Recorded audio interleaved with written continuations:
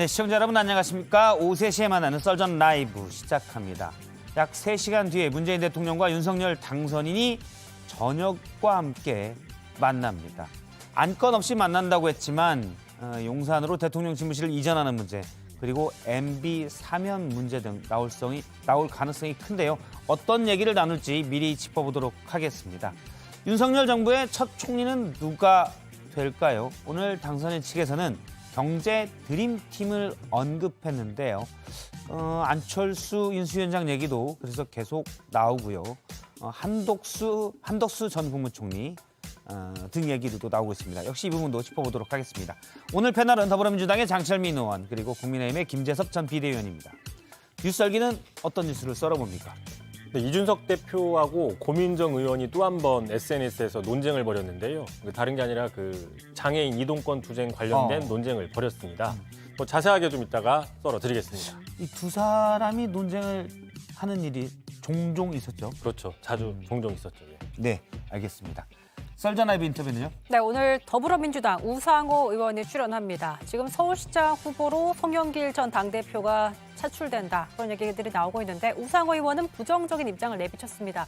그가 아니라면 또 마음에 두고 있는 사람은 또 누구일지 한번 직접 물어봐 주시죠. 네, 썰전 라이브 시작합니다. 3시에 만납시다. 3시엔 놓아줘. 평일 오후 3시엔 썰전 라이브.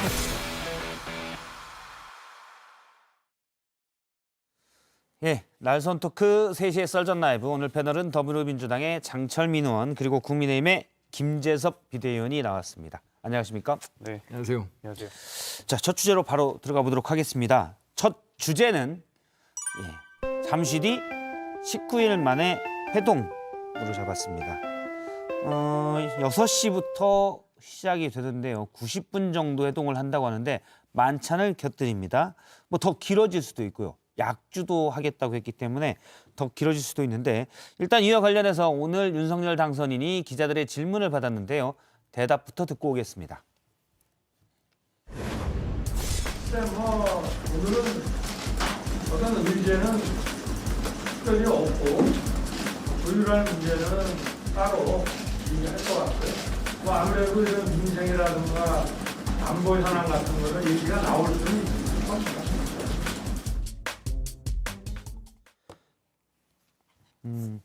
의제는 따로 없다고 했는데 민생, 안보 현안 이런 게 나온다고 했습니다. 안보 현안하면 용산 집무실 얘기도 나올 수가 있을 거고요. 자, 제가 윤석열 당선인 얘기하는 중에 두 분께 판례를 드렸는데 뭐 어떤 안건, 어떤 주제가 핵심이 되어야 될지 짧게 좀 적어주시기 바랍니다. 문윤의 만남, 핵심은 네모다. 두 분이 다른 뉘앙스입니다. 예, 먼저 장철민 의원님부터.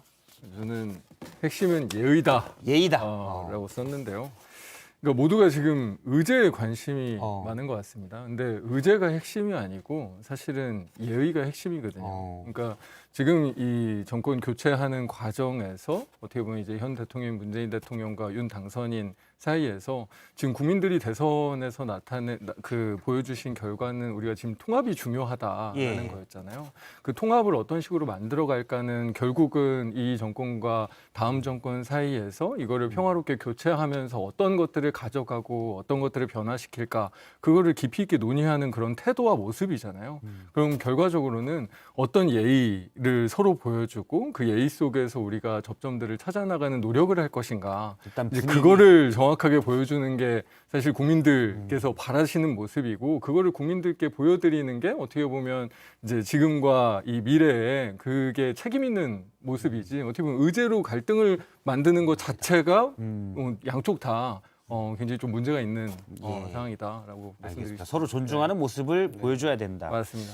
김재섭 전 비대위원님은 저는 성과 이렇게 적었는데 지금 딱 반대가 아니다고 됐어요. 얘기한 걸 그대로 반대로. 이게 이제 보통의 경우라면 장현님 말씀하신 내용이 맞죠. 원래 이제 대통령과 당선인은 기본적으로 먼저 만나서 예를 갖추고 축하를 건네고 덕담을 하고 이제 이런 것들이 관례적으로 맞긴 맞는데 사실 오늘부로 하면 이제 19일 만에 회동을 하시는 거고 역대 최장 기간이지 않습니까? 이제 그 가운데서 사실은 이제 당선인과 대통령 간의 긴장 국면들 이런 것들이 극에 달했던 적도 있어요. 근데 그 긴장이라고 하는 것이 뭐 별게 있었습니까? 사실 인사권 문제, 청와대 이전 문제, 그다음에 뭐 추경 문제 여러 가지 현안들 때문에 우리가 못 만났던 거거든요. 예. 이미 이렇게 늦어져 버렸습니다. 사실 이제는 성과를 국민들께 무조건 보여드릴 때가 와버렸어요. 사실. 그러니까, 성과라면 어디 성과가 나와야 돼요? 그러니까 이 성과라고 하면 제가 말씀드린 대로 세 가지가 제일 중요할 것 같아요. 청와대 이전 어떻게 할 것이냐. 왜냐하면 회동 바로 다음 날이 국무회의가 있는 날이기 때문에 아마 청와대 그 이전과 관련돼서 국무회의에서 당연히 안건이 올라올 테고 저는 그런 면에서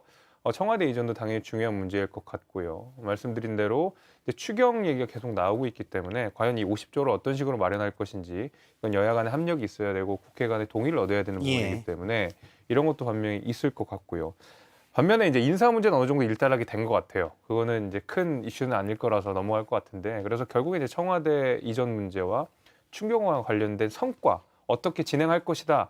라고 해서 국민들께 보여줄 수 있는 최소한의 안 정도는 가지고 나오는 것이 저는 이번 회동에서 가장 중요한 것이라고 생각합니다. 일단 뭐 두 분 말을 서로 상호 보완적이기도 하면 예의도 차려야 되고 성과도 만들어야 되고. 이제는 성과를 안 만들 수 없는 때가 와버렸어요. 근데 또 어떻게 너무 보면 길어버렸어요. 성과가 아예 없으면 예의도 차려지기가 쉽지 않을 것 같고. 근데 하고 나서가 어떻게 보면 더 문제 상황인 것 같아요. 그러니까 지금 윤 당선인도 정해진 의제가 없다. 뭐 이런 저런 게 얘기가 되진 않겠냐 정도로 이야기를 한 거는 가서 이제 밥만 사실- 먹고 오면 좀 짜증을 낼 수도 그러니까 있겠죠. 뭔가 지금 이미 정돈돼 있는 건 없는 거거든요. 그러니까 이미 정돈돼 있으면 의제 얘기를 했을 텐데 그러면 사실 이게 대통령과 당선인이 만나서 의제를 구체적인 내용으로 정리한다는 건 사실상 거의 불가능에 가깝고 이제 그렇다면 이후에 이 회동 자체를 어떤 성과를 안 가져가면 그게 어떻게 보면 더 갈등의 어떤 예. 씨앗이 되는 거잖아요. 그런 어떤 모습 자체가 이 국민들께 이 보여주는 참 좋지 않은 모습이기 때문에 어떻게 보면 의제 중심적으로 이 회동이 이루어졌다라고 이야기하면 저는 안 된다. 오히려 정말로 아까 우리 김재도 비대위원도 얘기하신 것처럼 그런 어떤 덕담 차원에서 그리고 국민 통합에 대해서 어떤 의견들을 같이 하고 함께 노력하기로 했다. 이런 정도로 모아지는 게 바람직하다. 일단 결과는 사실 회동이 어떻게 됐냐. 결과는 내일 아침에 인수위 대변인 또 청와대 대변인의 브리핑 내용에 네. 그때 분위기를 보면 그렇죠. 좋았는지 안 좋았는지 그게 좀 나와서 분위기를 알 수 있을 것 같아요. 일단 그러면 말씀하신 대로 오늘 뭐 분위기 얘기를 했는데 약주도 한잔 한다고 했는데 원래 저기 윤석열 당선인이 이렇게 술로 사람들과 이제 소통하는 걸 또 좋아하잖아요.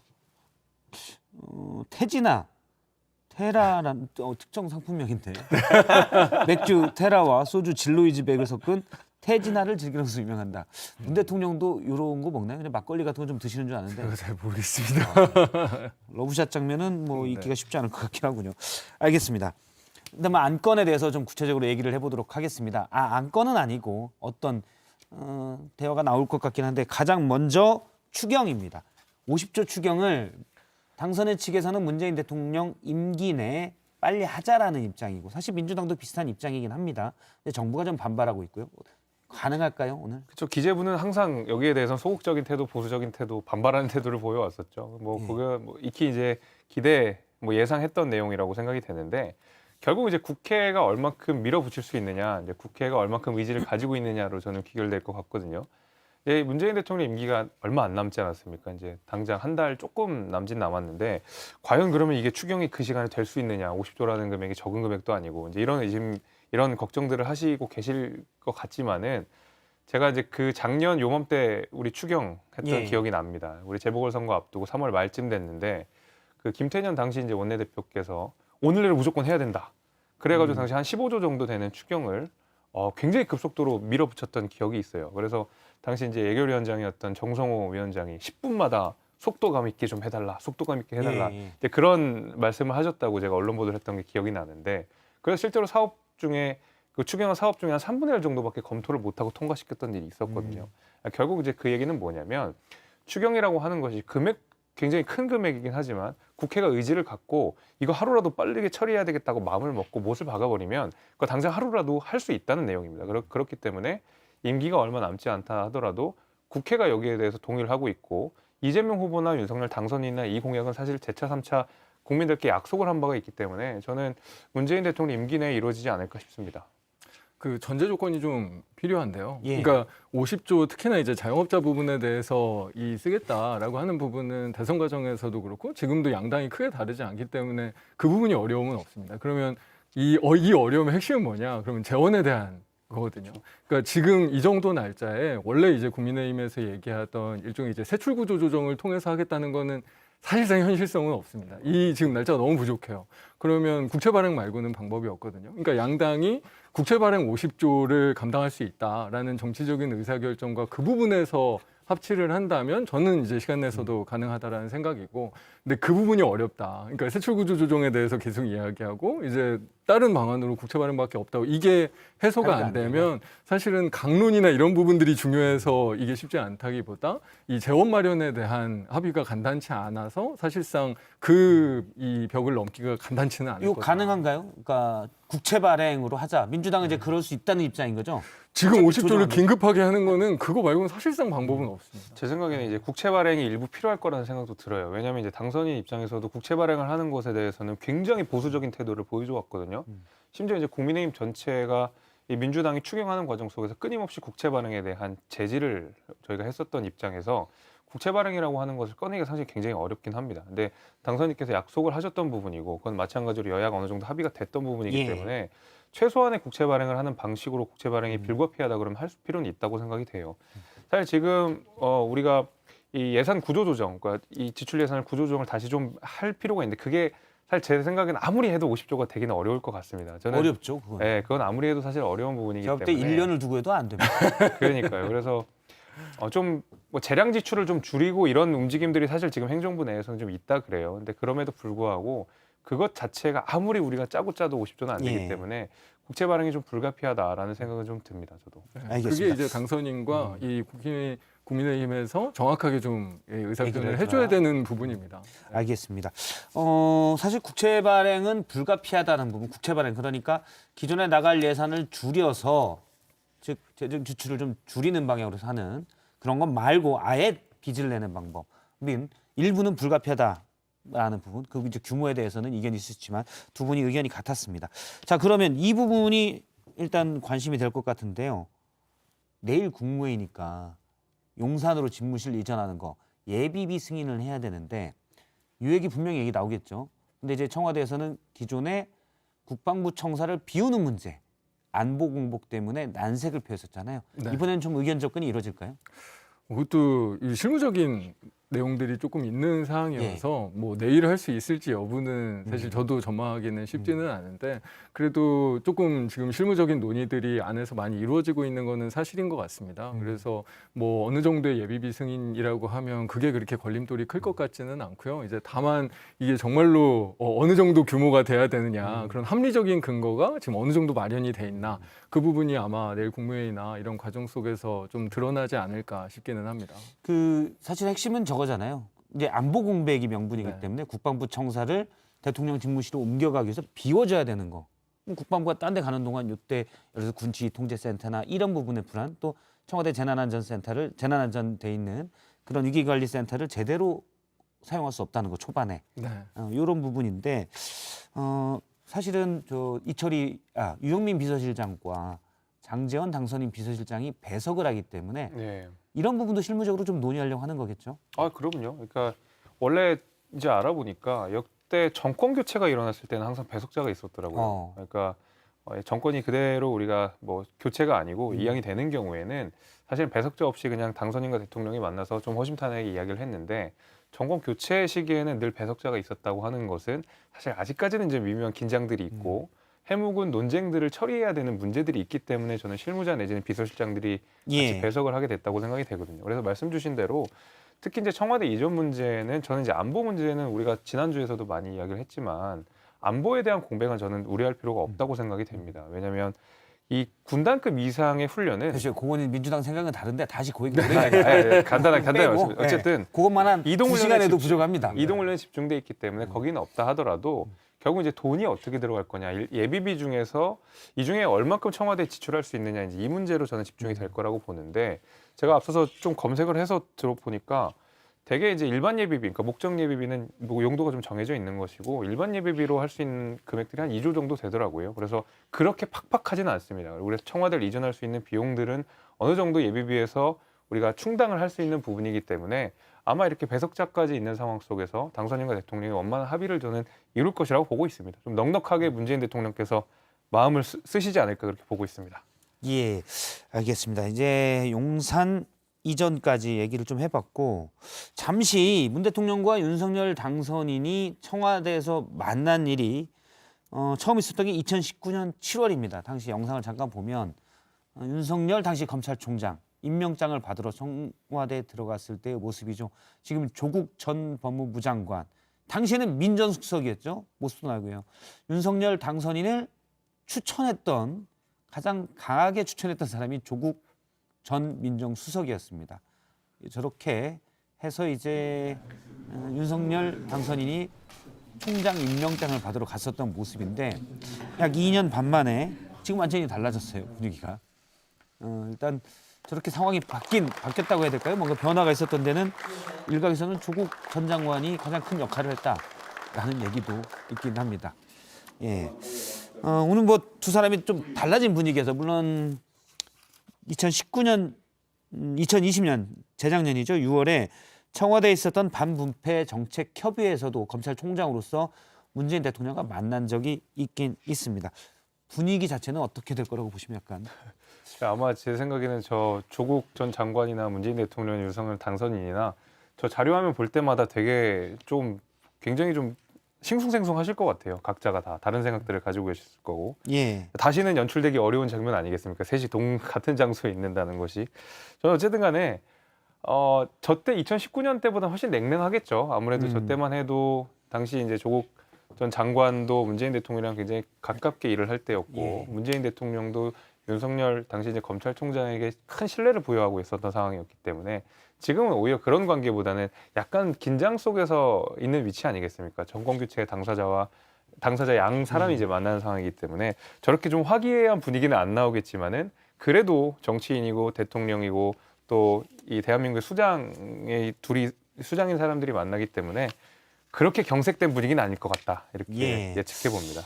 일단 이번 회동이 성사되는데 원래는 이제 장제원 당선인 비서실장과 이철희 정무수석 간에 물밑 교섭이 있었지만 두 번이 깨졌잖아요. 예. 그래서 두 사람이 지난번 하는 총재 임명 관련돼서는 뭐 사실 여부를 두고 지실 게임도 좀 있었고요.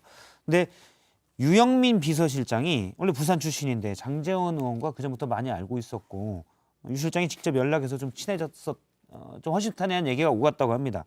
유영민 비서실장이 장제원 당선인 비서실장에게 전화해서 이제 오이소 제가 발음이 맞습니까? 제 부산 사투리를 제대로 구사하는지 몰라서 모르겠습니다. 저도 잘 모르겠습니다. 제가 저희 부산 출신 작가에게 물어본다는 게 깜빡했습니다. 얼른 보입시다. 이제 별 문제 없다 아이가 이러면서 좀 편하게 얘기를 주고받았고 그런 과정에서 이제 오늘 회동이 급하게 전격적으로 성사가 됐다고 합니다.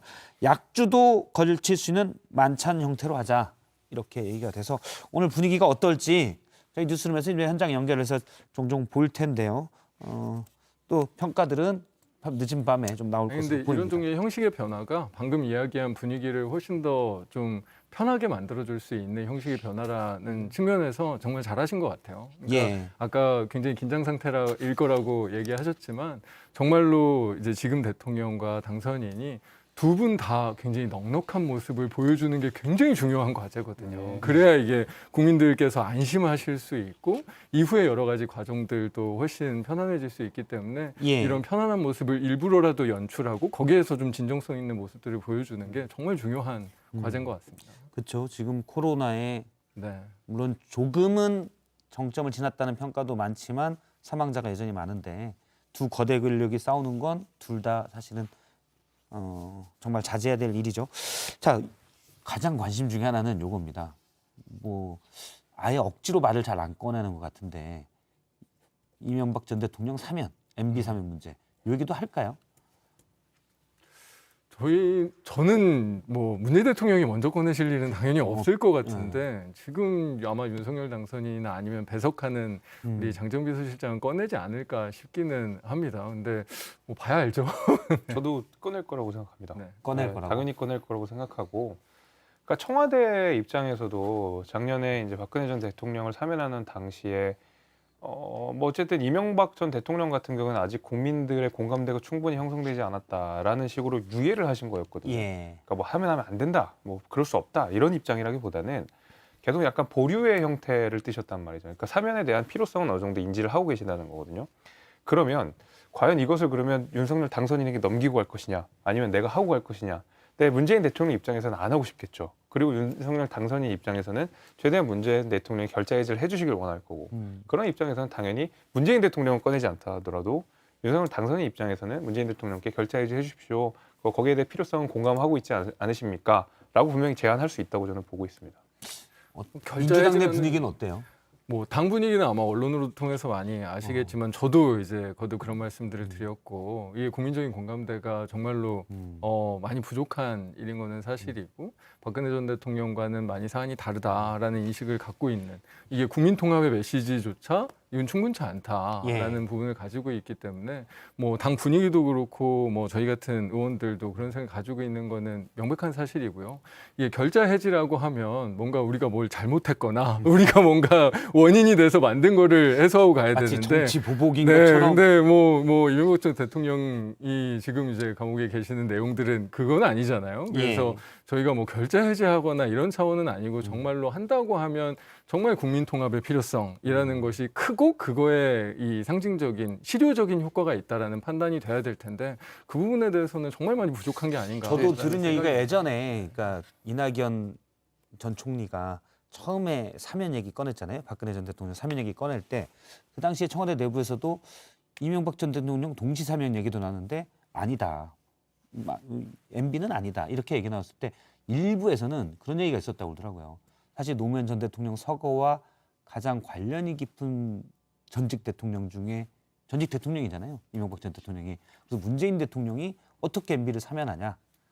이런 심리 정서가 약간 있었다고 하는데, 만약에 사면 얘기가 논의가 된다면 정말 통합의 메시지지 않을까라는 생각도 해봅니다. 예. 근데 개인적으로는요, 그 이제 문재인 대통령께서 어떤 형사 재판의 재판관이 아니시고 대통령이시고, 이 사면권이라고 하는 것은 100% 정치적 결단입니다. 그러니까 예를 들면 국정농단은 합의가 될 수 있고 개인의 비리는 이거는 인정하기 어려워.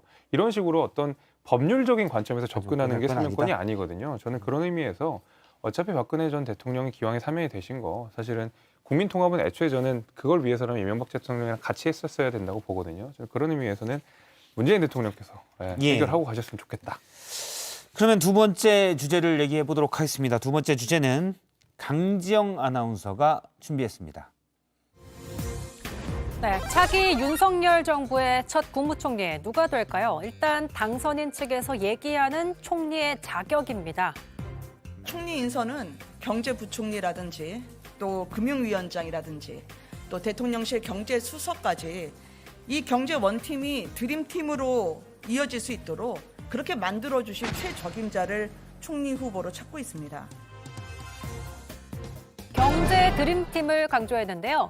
그래서 노무현 정부 때 재정경제부 장관에 총리까지 했었던 한덕수 전 총리, 두산그룹 회장 출신으로 대한상의 회장을 맡았던 박용만 전 회장도 물망에 올랐습니다. 그런데 가장 유력하게 거론됐던 안철수 위원장, 사실 기업가 출신인데요. 인수위원장에 이어서 총리까지 하게 될까요? 자, 여기에 안정감 있는 권영세 부위원장, 그리고 민주계 박주선 전 국회 부의장도 물망에 올라와 있습니다. 예, 두 번째 주제는 총리는 안철수 하고 물음표를 달았습니다. 여기가 또 말씀하시는 순간에 판넬, 오늘은 제작비를 좀 많이 썼습니다. 두 장의 판넬을 한 해에 쓰는 경우가 없었는데, 예. 윤석열 정부의 첫 총리는 누가 될까라는 부분인데요. 저희가 담은 건 첫 총리는 메모다. 사람 이름도 좋고 특성도 좋고 뭐 반드시 갖춰야 될 덕목도 좋고요. 뭐 마음속에 미는 분이 있는 김재섭 전 비대는 바로 일필휘지.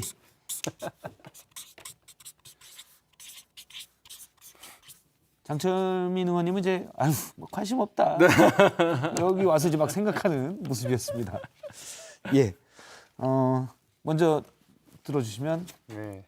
예, 김재섭 전 비대위원님은 윤석열 정부의 총리는 안철수다. 근데 괄호로 안철수가 좋다. 뭐 이렇게 자. 제 개인적인 견해이기 때문에. 네.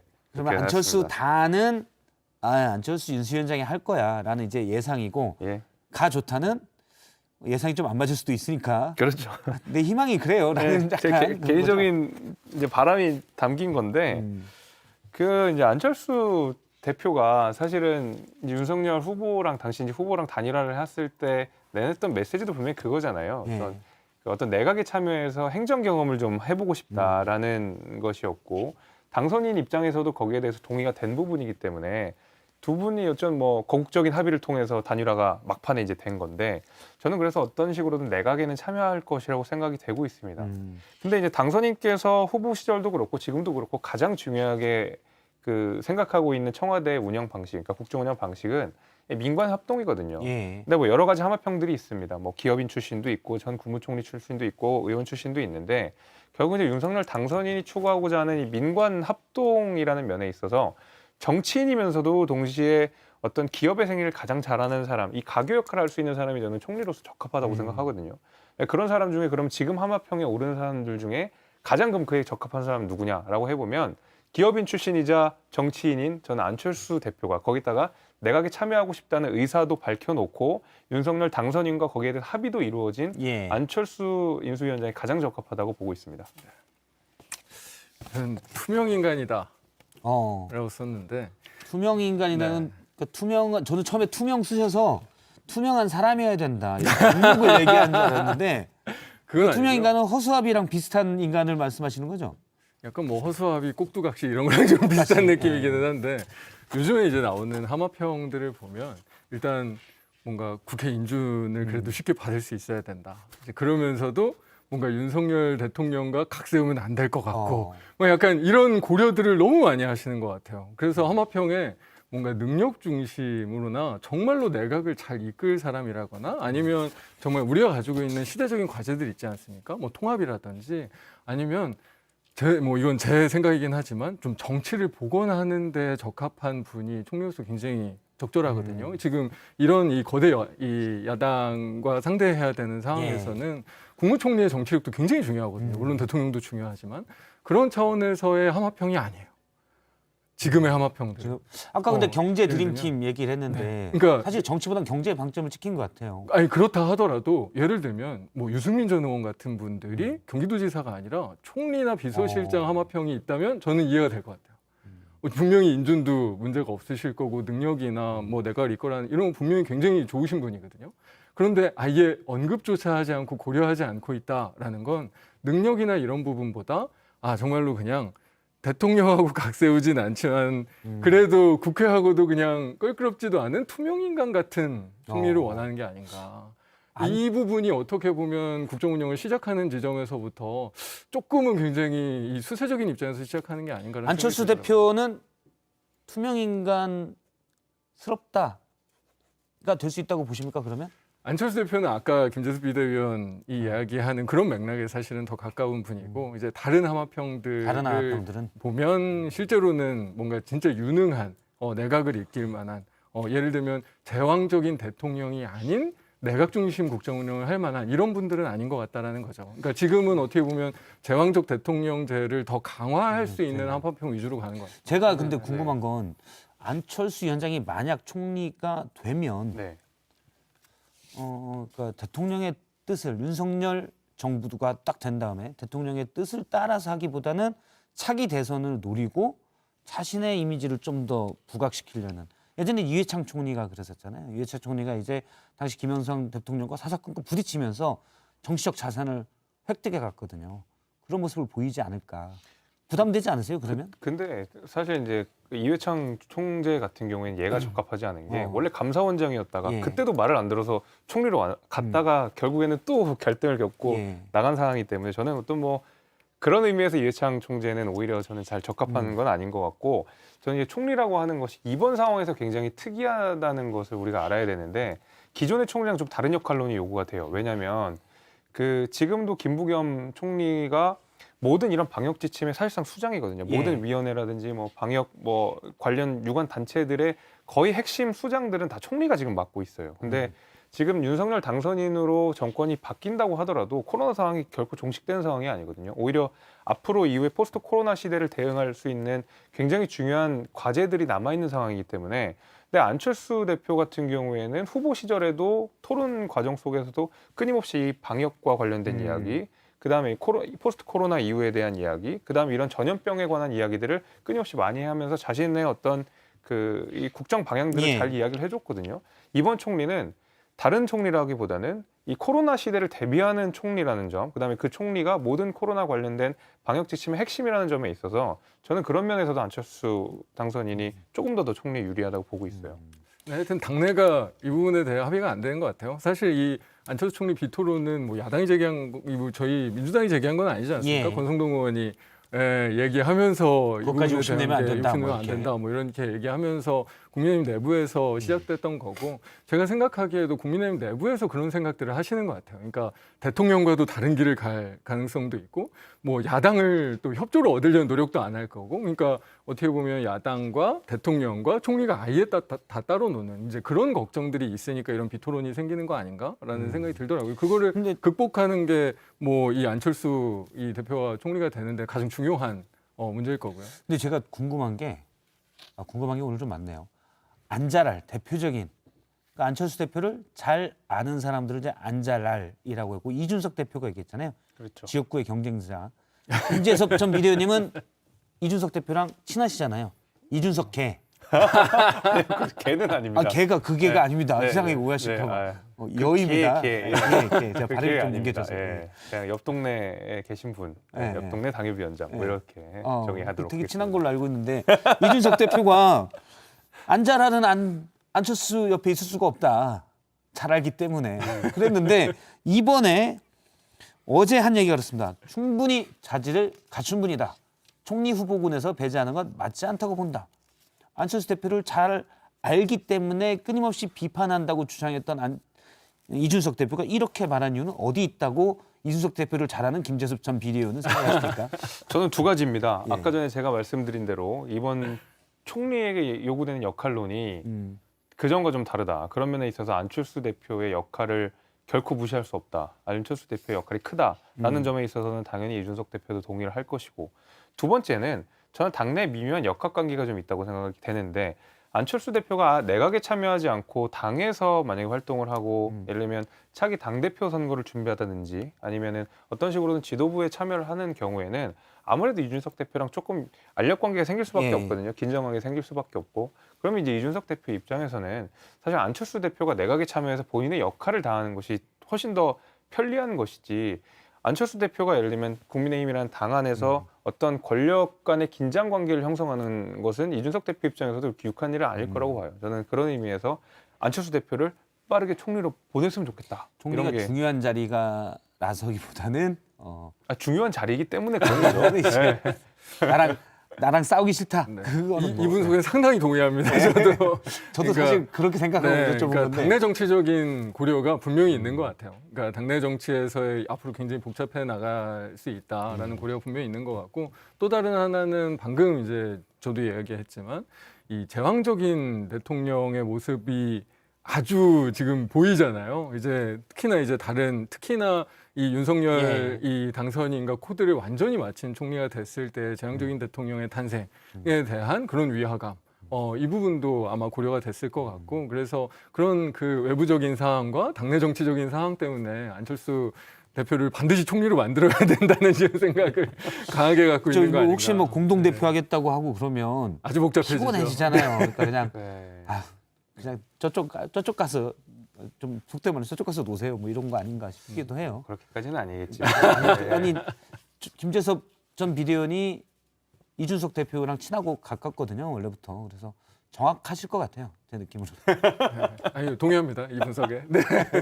예, 정확한 분석을 뭐 전자 후자를 두 가지 얘기했지만 방점은 후자에 충분히 무너지고 저는 전자의 방점이 좋습니다. 당에서 나가시라는 의미로 총리로 밀어낸 거다라는 이준석 대표와 친한 김재섭 전 비대위원의 탁월한 분석이 있었습니다. 그러면 총리를 하면 근데 문제가 걸리는 게 네. 안랩 주식을 안철수 대표가 18% 이상을 가지고 있거든요. 제가 계산해 보니까 시가총액 비교해서 보니까 약 2,500~600억 정도 하더라고요. 이걸 백지 신탁해야 돼요. 이거가 걸림돌이 될지. 근데 우리가 상상력을 가지고 생각하면 요즘 안랩이 고평가됐다는 주장도 있어서 잘하면 처분 기회로 삼을 수도 있고. 예. 어떻게 보십니까? 이게? 아니 뭐 그렇게 중요한 문제는 아닌 것 그런가요? 같고요. 예. 뭐 총리 문 관심이 얘기해서 있으면 넣어봤습니다. 당연히 백신 다뭐 하겠죠. 그건 해야죠. 예, 너무 당연히 할 거고. 진짜 중요한 문제는 아닌 것 같습니다. 알겠습니다. 혹시 중요한 문제는 아닌데 그렇죠. 한마디 중요한 더. 문제, 뭐 대통령도 하시려고 했고 서울시장도 하시려고 했고 뭐 얼마든지 그렇죠. 백신 신탁해야죠. 다 준비가 됐었던 상황이기 때문에 이게 새삼스러운 일이 아니라서 이제 이것 때문에 못한 일은 없다고 생각합니다. 알겠습니다. 그러면 이제 다른 얘기를 또 해보도록 하겠습니다. 세 번째 주제는 또 이준석 대표 얘기가 됐는데요. 이준석에게 이동권이라는 얘기를 했습니다. 전국 장애인 차별 철폐 연대가 특히 올해 좀 많이 있었습니다. 지하철에서 시위를 많이 벌였었는데 최근에 먼저 그 시위 벌이는 모습부터 잠깐 보면 오늘 아침 모습입니다. 저렇게 지하철 안에서 장애인 권리 법안들, 탈시설 지원 법안, 그다음에 뭐 콜택시를 보다 더 쉽게 이용할 수 있게 해달라 이런 법안도 있고요. 여러 가지 이동권 보장을 호소했습니다. 근데 이제 보통은 지금 저렇게 지하철 열차 안에서 시위를 할 때도 있지만 문이 닫힐 때 휠체어를 문 닫힐 때 끼워 넣고 문이 안 닫혀서 그래서 출발을 못하게 하는 방식의 시도도 많이 있었거든요. 그래서 이에 대한 일부 시민들의 불편이 좀 있자 최근에 이준석 대표가 이 부분에 대해서 아주 여러 번 최근에 뭐 작정한 듯이 여러 번 비판을 했습니다. 먼저 오늘 비판 하나 듣고 오겠습니다. 최대 다수의 불행과 불편을 야기해야 본인들의 주장이 관철된다는 비문명적인 관점으로 불법 시위를 지속하고 있습니다. 전 장현은 조건을 걸지 말고 현재 이해할 수 없는 방식의 시위를 중단하십시오. 예, 몇 가지를 좀 더 보면 앞서는 이준석 대표가 페이스북에 뭐 요즘 페이스북의 절대 다수가 지금 이준석 대표 페이스북의 절대 다수가 이주제예요. 장애인 줄여서 전장현 전국장애인 차별철폐연대인데 전장현을 비판하는 내용입니다. 소수자 정치 위험성이다. 단 하나의 이유도 제기하지 못하게 틀어막았다. 언더도그마. 그러니까 약자는 선하다. 뭐 이런 식으로 지금 가고 있다라고 비판을 했고요. 서울 시민을 볼모로 잡는 시위를 중단하라라는 얘기까지도 했었습니다. 이 대표의 발언 일단 적절하다고 보십니까? 당연히 부적절하죠. 뭐 대선 전이라고 해도 부적절하다고 생각했을 텐데 이제는 어떻게 보면 차기 대통령을 배출한 정당의 당대표가 하기에는 정말로 적절하지 않은 이제 그런 내용이죠. 그러니까 앞으로는 좀 더 우리 약자든 아니면 국민 전체를 좀 더 포용하고 넉넉하게 갈 수 있는 그런 종류의 이제 정치적인 전략이든 담론들을 제기해 놔야 되는데 지금 어떻게 보면 이 부분은 정말 전 국민의 원래 관심사도 아니잖아요. 이준석 대표가 이렇게 얘기하면서 이게 관심사가 되기는 하지만 그래서 정말로 이 부분에서는 이 이준석 대표가 너무나 협소한 의제를 가지고 그것도 굉장히 폭력적인 방식으로 잘못 접근하고 있다. 그래서 오늘 뭐 김혜지 의원도 가서 본인이 사과하고 예, 뭐 이게 국민의힘 얘기는 김혜지 했지만 의원이 같이 시위에 참여를 하고 사과를 했죠. 네, 그래서 이 부분은 당대표, 그러니까 진짜 대통령을 배출한 정당의 당대표가 할 수 있는 그런 종류의 이 의제 제기는 아니다라는 생각이 듭니다. 근데 이게 이제 이준석 대표도 그렇고 저도 그렇고 거기 이제 노원에 사시고 제가 도봉에 사시다 보니까 4호선을 항상 이용을 하거든요. 근데 실제로는 전장현에 시위가 자주 벌어지는 곳이 4호선이고 아마 이준석 대표는 실질적으로 피부를 굉장히 많이 시민들이 불편을 겪는 걸 아마 자기 눈으로 봤을 거예요. 그래서 출퇴근 시간에 늦어지거나 출근 시간에 늦어지거나 하면서 많은 시민들이 불편을 야기하는 모습을 봤기 때문에 이것이 그냥 방치되면 안 된다라는 어떤 정치적 생각이 분명히 있었을 것이고 저는 이제 이준석 대표가 이제 주장하는 내용에 대해서는 공감하는 부분이 분명히 많습니다. 특히 전장현이 요구하는 바가 전체 장애인들이 요구하는 바도 아니에요. 사실은 뭐 탈시설화 같은 경우에는 조금 다른 장애인 단체들은 반대하는 경우도 반대하는 분명히 부분도 있고, 있죠. 예. 예, 그렇기 때문에 그러니까 무조건적으로 다 관철될 필요는 없다. 이것이 분명히 이 장애인 단체가 특히 이제 전장현이 지금까지 그 장애인들 이동권 확보를 위해서 했던 많은 업적들이 있습니다. 거기에 대해서는 우리가 충분히 존중하고 해야 되지만은 거기서 주장하는 전부를 다 우리가 관철시킬 수 있는 상황도 아닌 건 맞아요. 저는 그래서 이준석 대표가 주장하는 방식에 대해서는 그 내용에 대해서는 사실 저는 공감을 하지만은 이제 방식을 아까 이제 말씀을 하셨는데 결국 이제 정치인이라고 하면은 갈등을 결국에는 해결을 하든 아니면 봉합을 하든 어떤 식으로든 그 끝을 마련을 해서 그 방식들을 찾아가야 될 것 같은데 아직까지는 그 부분에 대해서는 이준석 대표가 뚜렷하게 말씀을 안 하신 것 같아요. 그래서 근데 정치라는 게 사실 갈등을 조정하고 해법을 찾아가야 되는데 그런 지적이 있어요. 그러니까 네. 그래서 그러기보다는 오히려 갈등을 만들고 있는 거 아니냐. 이제 대부분의 이제 많은 분들이 이제 4호선을 이용하시거나 이제 2호선을 이용하시는 분들 같은 경우는 이 문제를 굉장히 실감적으로 알고 계시지만은 지하철 노선을 이용하지 않으시는 분들은 사실 이 문제가 왜 중요한지는 잘 몰랐을 수도 있어요. 그래서 저는 그런 의미에서 이 갈등을 정치적 아젠다화한 거까지는 이제 이준석 대표가 잘한 역할이라고 생각을 하지만은 결국 갈등을 갈등 자체로 두게 되면 정치인이 해야 될 일은 아니라고 보거든요.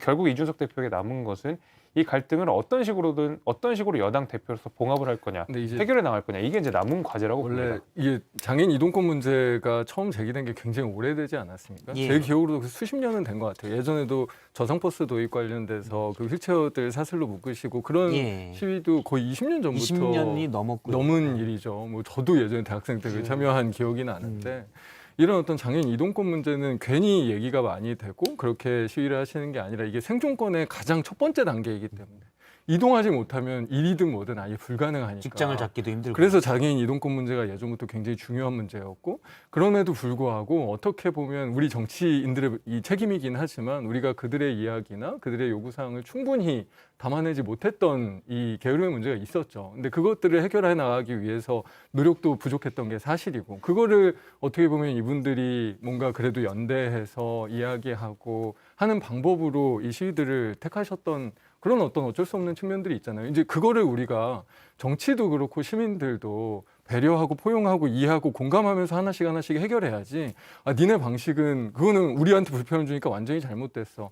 이런 식의 이 태도를 가지고 대하고 하는 거는 정말로 정치인들이 특히나 책임 있는 정치인들이 할 만한 방법은 아니다. 근데 이제 정치인이라고 하면은 그 이제 장애인들의 이동권을 보장하는 역할도 해야 되지만 또 시민들의 불편함을 해소하는 역할도 분명히 같이 균형 있게 다뤄야 된다고 생각이 되는데 이 전장현이 지금 이제 시위하는 방식에 대해서 이준석 대표가 비판하는 포인트는 사실은 지금 그 전장현이 요구하는 바는 버스 이동권에 훨씬 더 방점이 있거든요. 왜냐하면은 지하철, 이제 도시철도 같은 경우에는 장애인 이동권이 어느 정도 많이 확보가 됐고 곧 이제 100%까지 가게 되는 수순으로 가야 있는데 아직까지는 버스 부분에 좀 부족하다.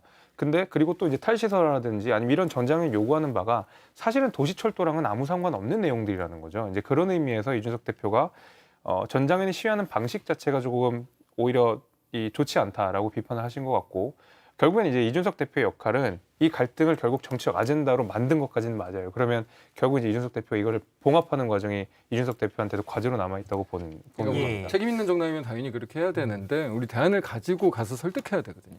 우리 이렇게 할 테니 이런 시위는 이제 좀 그만해 주십사. 이렇게 얘기하는 대선 게 과정에서 약간 의아했던 게 전장현, 그러니까 전국 장애인 차별철폐 연대가 지하철 시위를 오랫동안 해왔잖아요. 지난 대선 때 뭐 병사 월급 200만 원도 있고. 근데 오늘 이준석 대표의 얘기에 따르면 약 6천억 원 정도의 예산 장애인들을 위한 그걸 요구사항이라고 이준석 대표가 얘기했었거든요. 근데 병사 월급도 많이 올려주고 몇 조씩 왔다 갔다 하는데 이건 왜 대선 공약이 없었지? 라는 의문이 들더라고요. 그래서 이 얘기를 과연 물론 시민들의 불편도 있긴 하지만 정치권에서 제대로 들으려고 했는지는 약간 의문이 듭니다. 몇 조씩 몇십 조씩 왔다 갔다 하는데 사실 몇 천억 얘기가 그것도 뭐 잘 협의하면 그렇게까지 안 될 수도 있는데 그런 생각이 들고요. 내일 사실 전장현의 공동대표를 모셔서 시민들의 불편사항 이 부분은 어떻게 생각하는지 또 요구사항 한번 얘기해 보도록 하겠습니다. 네, 두 분 말씀 여기까지 들었습니다. 고맙습니다. 감사합니다. 감사합니다. 세시엔 뭐하죠? 라이브. 펜시엔 노아죠? 썰전 라이브. 이제는 3시 시청자 제일주의 썰전 라이브. 이 어둠이 오기 전에 나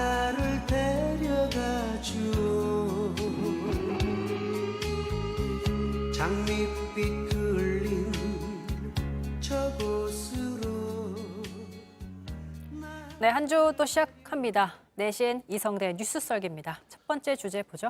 네, 오늘 준비한 자료 이겁니다. 전장현이 대상으로 삼는 서울 지하철 3호선과 4호선은 서울의 여러 서민 주거 지역을 관통해 도심과 잇는 지하철 노선입니다. 전장현은 조건을 걸지 말고 현재 이해할 수 없는 방식의 시위를 중단하십시오. 자, 이준석, 고민정 2라운드.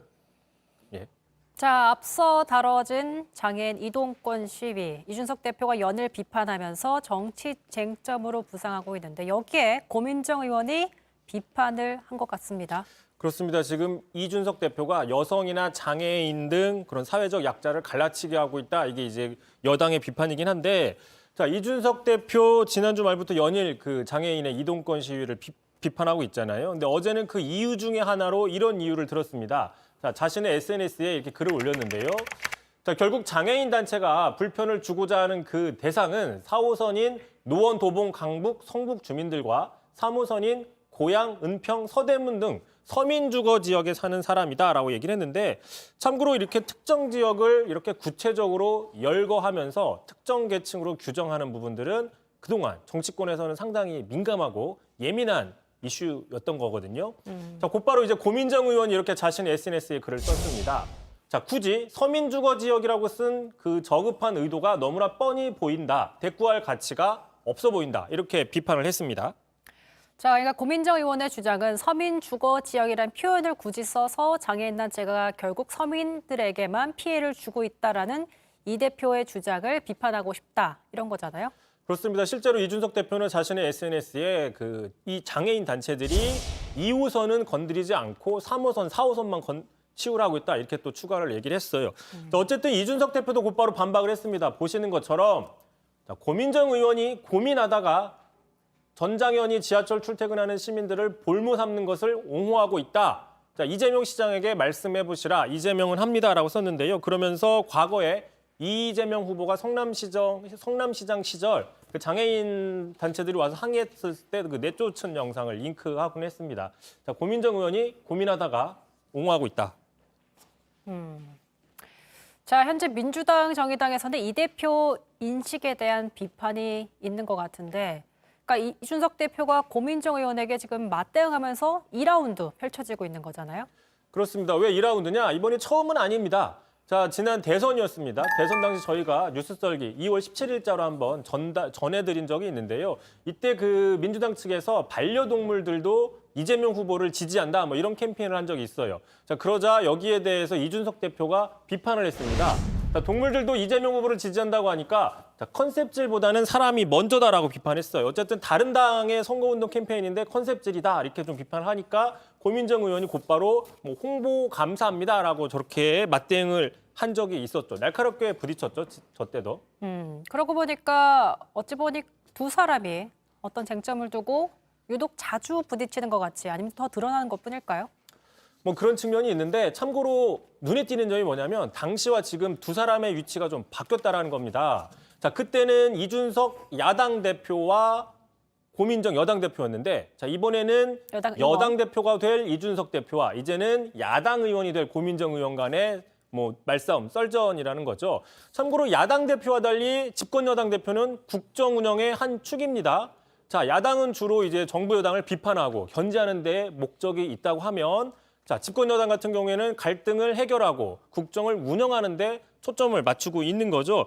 자, 참고로 이준석 대표 30대 젊은 정당 대표로서 그동안 SNS를 적극 활용해서 자신의 이야기를 과감하게 또 이야기 거침없이 하는 이런 스타일로 주목을 많이 받았습니다. 또 이런 부분들이 장점으로 작용한 경우도 많이 있었죠.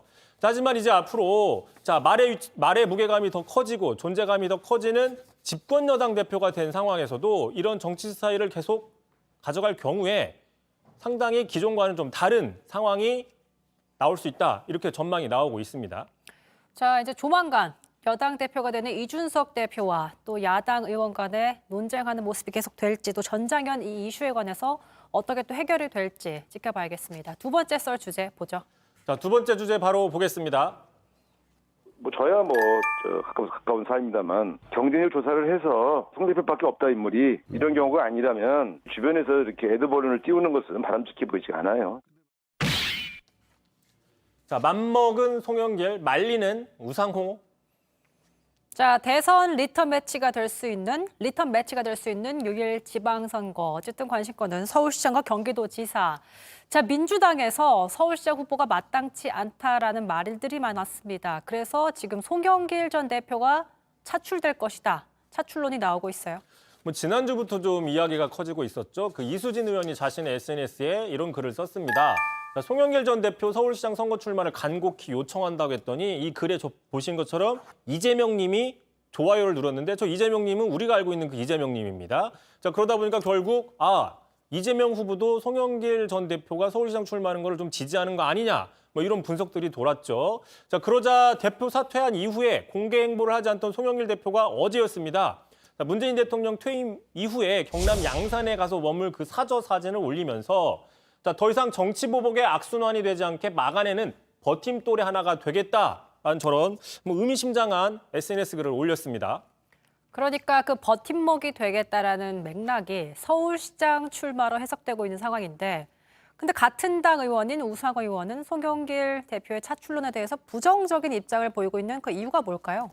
예, 버팀목, 버팀돌. 예, 나무가 아니라 돌이었고요. 버팀돌. 네. 자, 어쨌든 대선 패배를 책임지고 물러난 전 대표가 다시 나오겠다고 하는 게 말이 되느냐 이런 반발에 부딪힐 수 있다 이런 우려를 하는 거죠. 한마디로 명분이 약하다 이런 주장인 거거든요. 자, 들어보시죠.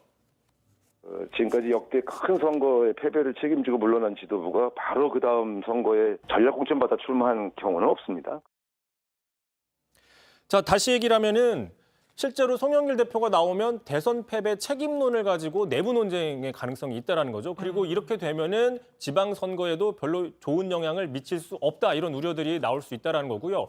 당장 지금 서울시장 출마를 저울질하고 있는 박주민 의원 같은 경우에도 만약에 송영길 전 대표가 서울시장에 나오면 과감하게 붙어줄 수 있다. 한판 붙어보자. 뭐 지금 이런 식의 예고를 하고 있는 겁니다.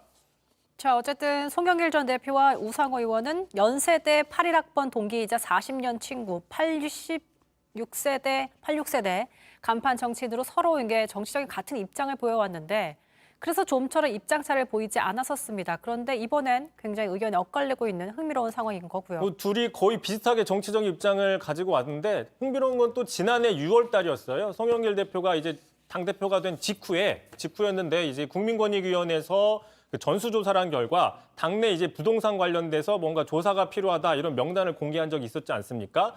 자, 당시에 우상호 의원도 그 명단에 들어갔습니다. 자, 그러자 송영길 대표가 모든 의원, 명단이 공개된 모든 의원에게 전원 탈당 권유를 했던 사실이 있었죠. 자, 그때 탈당 권유를 했을 때 우상호 탈당 권고를 하면서 마음이 찢어질 것 같다. 잠 한숨을 못 잡다 그랬어요. 그랬더니 이제 우상호 의원은 반발했죠. 아니 소명도 들어보지 않고 무조건 탈당을 하라고 하는 게 말이 되느냐. 결국 버텼고 뭐 추후에 결국 무혐의가 나왔죠. 지금 뭐 저기 나와 있네요. 이따 잠시 보면 될 것 같습니다. 네, 말씀하신 대로 여기 오른쪽에 송영길 전 대표가 아니라 우상호 의원이 도착을 했는데 자, 송영길 전 대표가 아니면 민주당은 누가 후보로 나서면 적합할지 우상호 의원에게 직접 들어볼 수 있을 것 같습니다. 박성태 앵커가 꼭 좀 물어봐 주시길 바라고요. 이성대 뉴스 썰긴 여기까지 하죠. 수고하셨습니다. 세상에 꺾일 때면 술 한잔 기울이며 이제 곧 우리의 날들이 온다고 너와 마주 앉아서 네, 오늘 썰전 라이브 인터뷰에서는 더불어민주당의 중진이고 지난 대선 때 총괄 선대본부장을 맡았던 분입니다. 우상호 의원을 모시고 얘기를 나눠보겠습니다. 안녕하십니까? 네, 안녕하십니까. 제가 저기 대선 때도 몇 번 요청을 드렸는데 너무 바쁘다고. 바빴어요, 실제로. 아니, 저도 알고 있습니다. 엄청 바쁘셨죠. 예. 일단 오늘 나온 얘기가 있습니다. 네. 송영길 전 대표의 서울시장 차출설에 대해서 우상호 의원님은 반대하셨잖아요. 반대는 아니고요.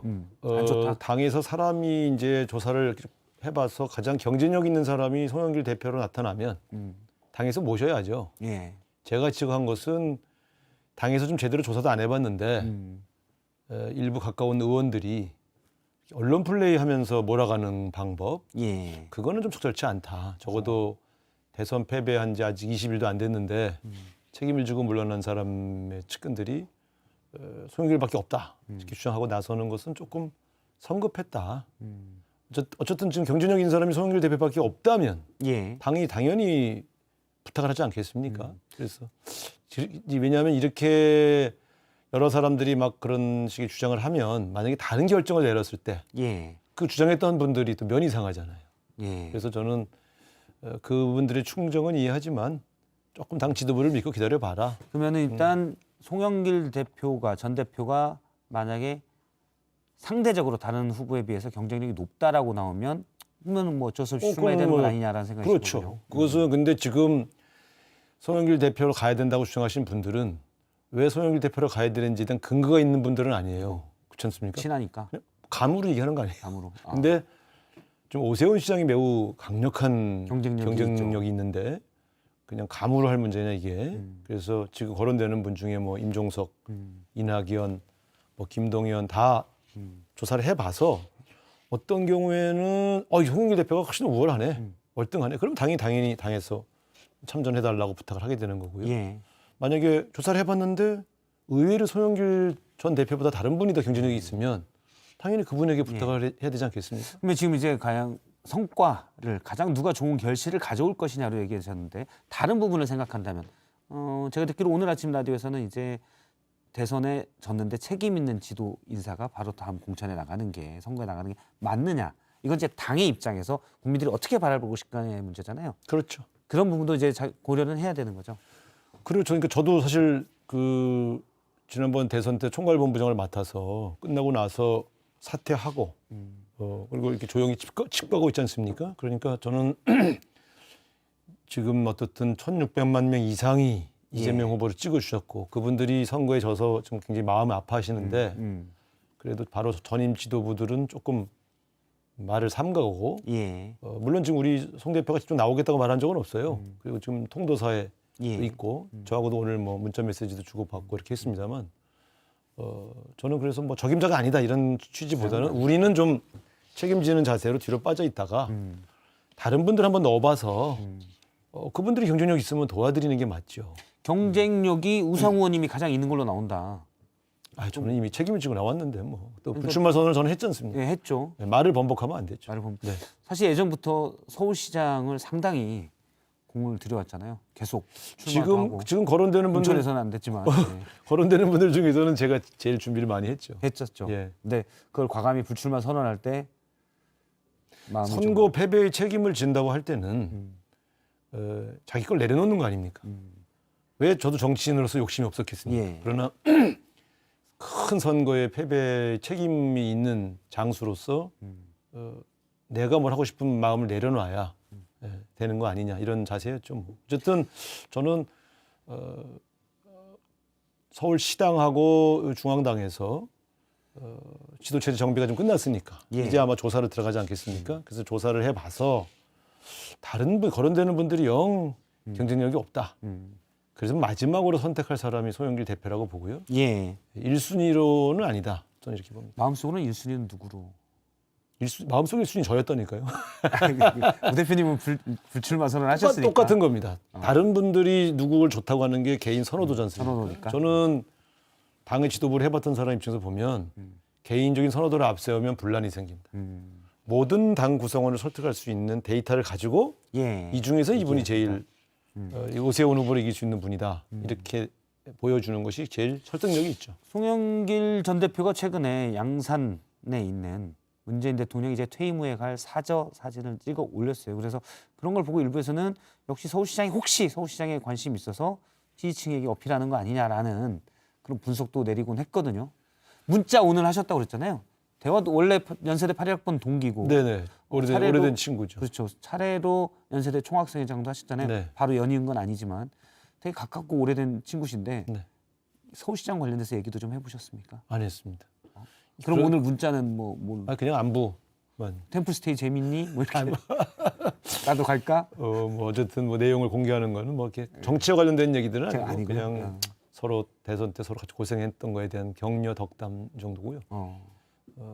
어쨌든 좀 통도사에 있다는 소식은 계속 카톡을 통해서 전해 듣고 있죠. 예, 알겠습니다. 송 대표님은 혹시 어떻게 생각하시느냐고 여쭤보려고 했는데 뭐 아셔도 대답을 안 하실 것 같으세요. 아니 저는 지금 아마 미뤄 짐작컨대 당이 원한다면 비록 여러 가지 이 책임도 지고 그런 입장이지만 희생할 준비는 되어 있을 겁니다. 그런데 저는 제 얘기는 먼저 주장하면 안 됩니다. 그건 예의가 아니다. 우리 같은 사람들은 그건 다른 분에게 먼저 기회를 드리고 그런데 그분들이 경쟁력이 별로 없어서 송 대표한테 당이 요청하는 경우 그런 경우에만 출마할 수 있죠. 경기지사 후보는 누가 유력하다고 보십니까?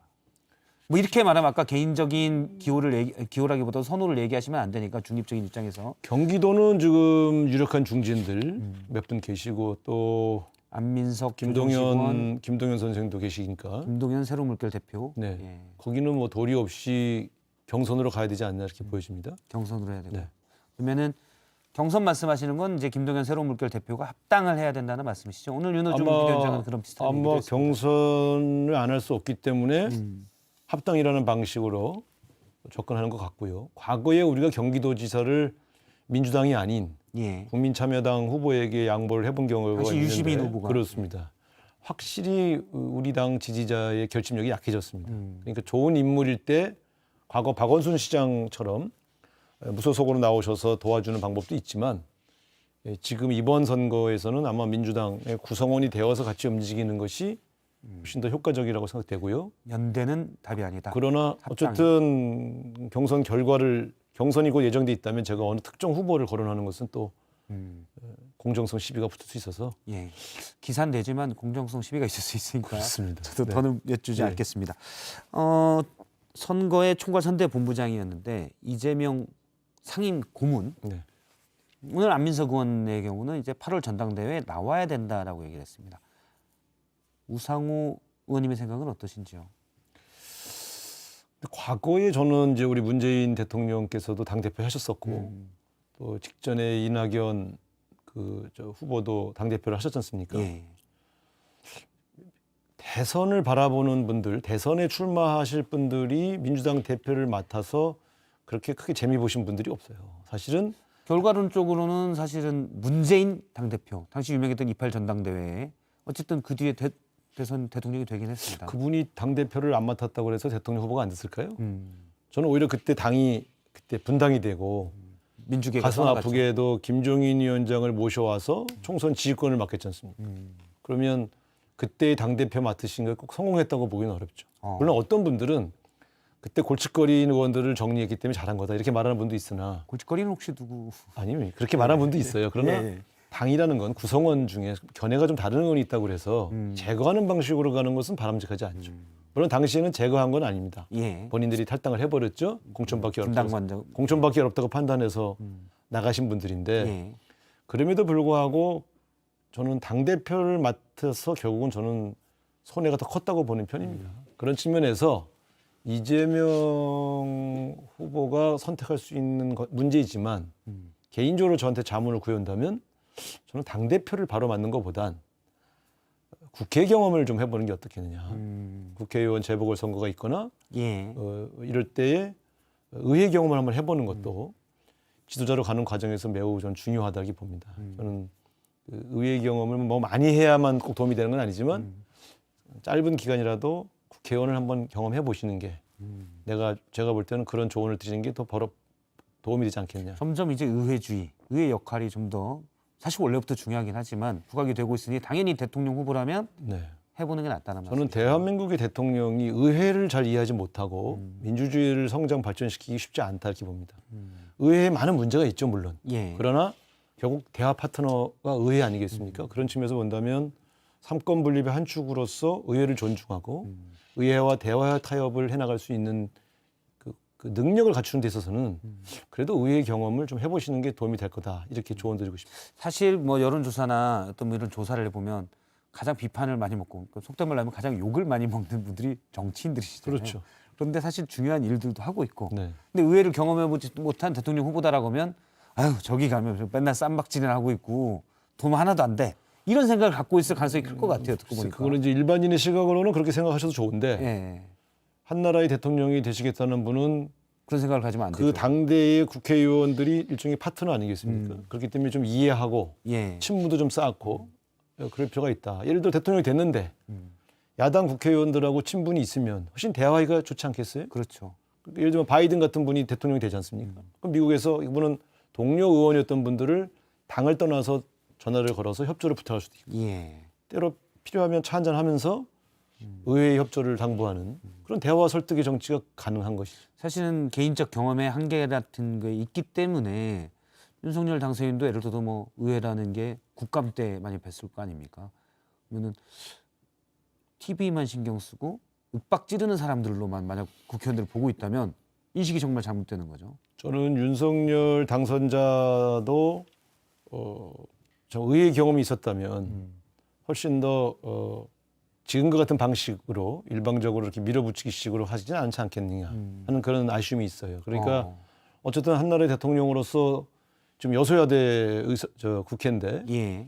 그러면 예를 들면 더불어민주당의 의원들하고 좀 예를 들면 교분도 좀 있고 대화가 될 만한 의원들이 있으면 훨씬 더 국정을 이끌어가는데 도움이 되지 않겠습니까? 그렇죠. 그런 측면에서 본다면 뭐 의회 경험이 없는 사람은 대통령 자격이 없다 이렇게는 말씀드리지 않지만 짧은 기간이라도 의회의 경험을 해보면 아 내가 밖에서 볼 때는 이래서 문제가 많다고 생각했지만 예. 의회의 운영 방식은 이렇게 돌아가는 거고 그러면 대통령이 됐을 때 의회하고는 이렇게 대화를 해야 되겠구나 하는 것들을 조금 더 경험해 보시는 게 도움이 된다고 보죠. 사실 저도 정치부 기자를 꽤 했었지만 기사에 나올 때는 항상 싸우고 욕먹는 것들이 나가지만 많은 분들이 또 안에서 열심히 일을 하기 때문에 돌아가고 예결산이 되고 이런 것도 있지 않겠습니까? 그렇죠. 근데 밖에서 보다 보면 사실은 뭐 언론도 당연히 좀 더 비판적으로 나쁜 것들만 개선의 여지를 하는 것들만 쓰기 때문에 그러면 이 부각되는 면은 있지만 필요한 부분이기도 합니다.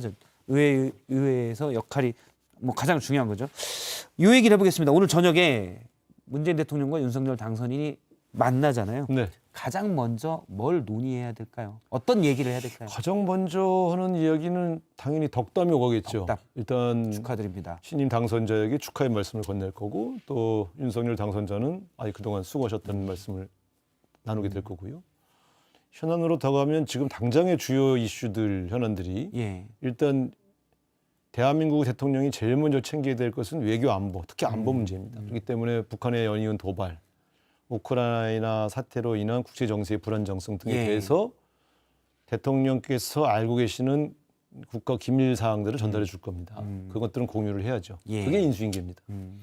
또 김정은 위원장하고 정상회담에서 어떤 비밀 얘기들을 했는지도 전달을 해줘서 다음 당선자가 남북관계도 안정적으로 관리할 수 있도록 전해주시는 일 이런 것들도 꼭 필요한 일이죠. 필요하죠. 사실 당선인은 뭐 뉴스에 나온 것만 보고 알 거 아닙니까? 그렇습니다. 남북 정상회담의 네. 그 긴밀한 얘기들은. 그러니까 그런 일단 외교 안보에 관한 주요 정보와 본인이 해왔던 일들에 대해서 저는 인수인계가 진행될 거라고 보고요. 그 외에는 자연스럽게 윤석열 당선자가 요청을 할 일 있지 않겠습니까? 그러면 예를 들어 용산, MB 사면 뭐 등등등. 그러면 이제 본인은 쭉 듣고 본인이 도울 수 있는 일은 돕지만 본인 임기가 이제 얼마 남지 않은 상황이어서 도와드리기 어려운 문제에 대해서는 양해를 구하고 본인이 중심이 되어서 추진하시도록 그렇게 한번 당부도 드리고 예. 그런 형태의 신구 권력의 자연스러운 대화 속에서 많은 국정 현안들이 논의될 거라고 보여집니다. 이걸 과거에 여야의 그 무슨 영수회담처럼 예. 그렇게 진행하는 경우에는 반드시 사단이 납니다. 뒤에 가서 뭐 어떤 대화를 했는데 그게 진위가 뭐였냐 아니었냐라고 소위 말하면 팩트 체크하고 예. 그런 것들은 바람직하지 않죠. 좀 자연스러운 인수인계의 과정이기를 좀 저는 소망합니다. 어떤 합의사항이 있으면 있는 대로, 그렇죠. 없으면 없는 대로 만남 자체가 중요하다는 말씀이시죠. 중요합니다. 왜냐하면 대한민국이라고 하는 배는 이미 굉장히 거함입니다. 세계 10대 그렇습니다. 경제국이니까. 이런 나라의 현안들을 전달하는 일이 어찌 문서 몇 장으로 가능하겠어요? 특히 나보다 앞서서 나라를 운영해 본 사람이 당은 달라도 어떤 고충과 어떤 문제점에서 평가를 하는지는 경청할 가치가 충분히 있죠. 사실은 윤석열 당선인에게 가장 좋은 조언을 해줄 수 있는 자격과 능력이 되는 유일한 한 사람이 문재인 대통령이겠군요. 그렇죠. 저를 만나서 무슨 얘기를 듣겠습니까? 남북 정상회 때 김정은이 뭐라던가요? 아는 게 없으니까. 근데 어쨌든 이게 물론 이 당이 다르고 또 공약이 다르기 때문에 예. 다른 방향으로 끌고 가셔도 문재인 정부가 어떤 문제에 있어서 어떤 고민을 갖고 왔는지에 대한 전달을 해주는 건 참고할 가치가 충분히 있죠. 해야 될 일이고 당선인도 당연히 또 해야 될 일이고요. 지난 19일간 윤석열 당선인의 행보, 뭐 메시지 평가한다면 어떻습니까? 좀 야박하게 말씀드려서 죄송하지만 예. 뭐 저한테 죄송할 건 네, 없고요. 본인에게 저는 안정감이 많이 이렇게 훼손됐었다 이렇게 봐요. 집무실, 그러니까 무엇이 우선순위인가 하는 문제에 있어서도 집무실 얘기부터 꺼낸 것은 저는 좀 적절치 않았다고 봐요. 지금 코로나19로 인해서 고통받는 분들에 대한 여러 대처를 어떻게 할 건가. 또 지난번 대선 때는 참 뻔질나게 갔던 그 산불 현장들. 예. 그분들이 대통령 당선되신 다음에 가서 또 그 이재민들의 어루만지는 모습을 통해서 아, 차기 정부를 이끌어갈 대통령이 민생을 우선하는구나라는 느낌을 주는 것이 좋지 않았을까. 예. 두 번째, 집무실을 옮기는 문제도 충분히 논의할 수 있는 기구를 만들고 거기서 장단점을 비교 분석해서 충분한 여유를, 시간적 여유를 가지고 설득하면서 갔어야 되는 게 아니냐. 이게 불쑥 대통령 당선자가 직접 조감도를 놓고 브리핑하는 모습. 저는 되게 당황했습니다. 왜냐하면 건축사가 아니잖아요. 그래서 이제 소통 자체로는 직접 기자들에게 설명하는 모습이 좋았다라는 의견도 있긴 있습니다. 그렇게 보셨나요? 저는 아직 그 준비 기구에서 충분한 장점 단점을 분석해내지 않은 상황에서 본인이 브리핑을 함으로써 후퇴 불가능한 공약임을 밝힌 거죠. 그러면 그분 밑에 계신 분들이 또 참모진들은 당선자가 직접 브리핑했는데 우리가 어떻게 안 된다고 할 수 있겠느냐 하는 문제가 또 발생하죠. 정무적 전략적으로는 미스했다는 말씀이시죠. 저는 퇴로가 없는 그런 것들을 이제 안정감이 좀 부족했다 이렇게 보는 거죠. 저는 이분의 말씀 중에서 깜짝 놀란 게 매도인 매수인 발언을 하셨잖아요. 예. 대통령은 청와대 주인이 아닙니다. 5년간 세입자입니다. 근데 왜 내가 다 집을 인수했는데 나한테 왜 안 넘기려고 그래 이런 식으로 얘기하시는 걸 보고 아니 세입자가 왜 갑자기 주인 행세를 해. 대통령 집무실의 주인은 국민이죠. 그렇지 않습니까? 지금 국회의원 회관이 제 우상할 겁니까? 예. 아니지 않습니까? 예. 저는 4년 계약직이에요. 그렇기 때문에 이 문제를 접근할 때 조금 더 겸손하고 겸허하게 해줬으면 좋겠다. 그러면 100년 대계라고 하지 않습니까? 예. 윤석열 당선자가 그 집무실을 쓰신 다음에 그 다음 당선자가 나는 국방부 건물 싫어. 다시 청와대 들어갈 거야. 그럼 또 어떤 일이 벌어지겠어요? 심사숙고 없이 하면 그런 일이 생길 수도 있다는 가능성이 말씀이시고요. 있죠. 그래서 저는 옮기시겠다는 취지의 가장 좋은 취지는 국민과 소통하겠다는 거였지 않습니까? 국민과 소통할 수 있는 방법을 설득력 있게 제시하고 추진하셨으면 좋았을 것을 광화문 시대가 어려워졌는데 그렇다고 용산 시대로 가겠다고 다시 또 옮기시는 것은 조금 더 하실 수도 있는데 과정과 절차를 조금 더 신중하고 폭넓은 전문가들과의 의견을 통해서 하셨으면 좋겠다 이렇게 생각합니다. 조언을 하신다면 그런 부분. 자, 시간이 없어서 이제 다 됐습니다. 마지막으로 짧게 하나만 간만에 제가 이렇게 스튜디오에서 본 건 간만이어서 여쭤보겠습니다. 서울시장도 불출마, 다음 총선도 불출마하신다고 그랬잖아요. 다음 전당대회 때는 혹시 출마하시거나 정치인 우상호의 미래는 어떻게 되는 겁니까? 정치인이 진정성 있게 뭘 내려놓을 때는 예. 다음 계획을 갖고 내려놓는 건 내려놓는 게 아닙니다. 조금 더 성찰하고 무엇이 내가 부족했기에 이 선거를 승리로 이끌지 못했는가. 우리 세력은 무엇을 반성하고 거듭나야 되는가. 예. 이런 고민을 좀 더 하고 그 준비가 되었을 때 다음 계획을 발표하는 것이 진정한 의미의 정치인의 태도가 아닐까요? 저는 지금은 솔직히 완전 백지 상태로 비워놓고 있는 상태입니다. 제가 이제 우상호 원내대표 시절 그때 촛불혁명이 됐지 않습니까? 탄핵 100일간의 기록인가 그 책을 네. 보내주셔서 제가 잘 본 기억이 있습니다. 그래서 좀 여쭤봤고요. 네. 쇄신을 어떻게 해야 될지 또 생각이 서시면 또 모셔서 길게 얘기를 듣도록 하겠습니다. 네. 우상호 의원과 얘기를 나눴습니다. 고맙습니다. 네, 감사합니다. 3시엔 뭐하죠? 이제는 3시. 3시하면 썰전 라이브. 썰전 라이브 계속됩니다. 예, 오늘의 쓴소리 임종주 전문위원의 썰 순서입니다. 오늘의 썰은 뭔가요? 네, 안철수 대통령직 인수위원장이 오늘 인수위 전체 회의에서 현 정부를 제대를 앞둔 병사에 비유해서 당부의 말을 했습니다. 직접 들어보고 가시죠. 예. 군대 제대를 앞둔 말년 병장은 떨어지는 낙엽도 조심해야 한다는 말을 모두 알고 계실 겁니다. 긍정적으로 해석하면 마지막 날까지 해야 할 일에 최선을 다하며 더 주의하고 경계하라는 뜻이라고 생각합니다. 네, 안 위원장은 정권 2학기 국정 운영도 마찬가지라며 오늘 문재인 대통령과 윤석열 당선인의 회동을 계기로 현 정부가 마지막 날까지 국정 운영과 국민 안전에 최선을 다하는 모습을 보여달라 이렇게 덧붙이기도 했습니다. 오늘 회동이 대선 이후 19일 만에 첫 만남이지 않습니까? 그 대통령과 당선인의 역대 회동 중 가장 늦은 데다 그 사이 양측이 여러 차례 갈등상을 노출을 했죠. 우여곡절 끝에 이루어지는 만남인 만큼 두 사람이 서로 갈등을 풀고 원활한 정부 인수 인계의 계기를 만들어야 한다는 촉구인 셈입니다. 안 위원장은 인수위를 향해서도 과도한 대면 보고와 자료 제출 요구로 국정 중단을 불러와선 안 된다고 분위기를 다잡기도 했습니다. 오늘 청와대 회동을 두고 여당에서 또 뭔가 얘기를 했지 않습니까? 뭐 좋은 결과를 내야 한다 이런 얘기를 한 겁니다. 네, 그렇습니다. 오늘 열린 민주당 비대위 전체 회의에서 지도부는 대통령과 당선인의 만남은 더욱 서둘렀어야 한다 이렇게 아쉬움을 표했습니다. 그러면서도 이제라도 성사된 만큼 갈라진 국민의 마음을 잇는 화합의 신호탄이 되어야 한다는 점을 강조를 했습니다. 이 대목도 직접 들어보시죠. 20여일 가까이 미뤄진 점은 유감스럽습니다. 그러나 늦게라도 만남이 성사된 것은 다행이라고 생각합니다. 윤석열 당선인은 문재인 대통령과 충분한 대화를 통해 불안한 국민의 마음을 잘 다잡아 주시기 바랍니다. 예, 이제 1시간 남짓 두면 문재인 대통령과 윤석열 당선인의 회동이 이루어질 텐데 네, 그렇죠. 사실은 국민 뜻을 제일 잘 살펴야 되잖아요. 네, 당선인 측은 특별히 정해진 의제는 없다 이렇게 밝혔죠. 따라서 두 사람이 만나면 민생이나 안보 외에도 집무실 이전이나 인사 문제 등 껄끄러운 현안도 자연스럽게 얘기가 오갈 것으로 예상해 볼 수가 있습니다.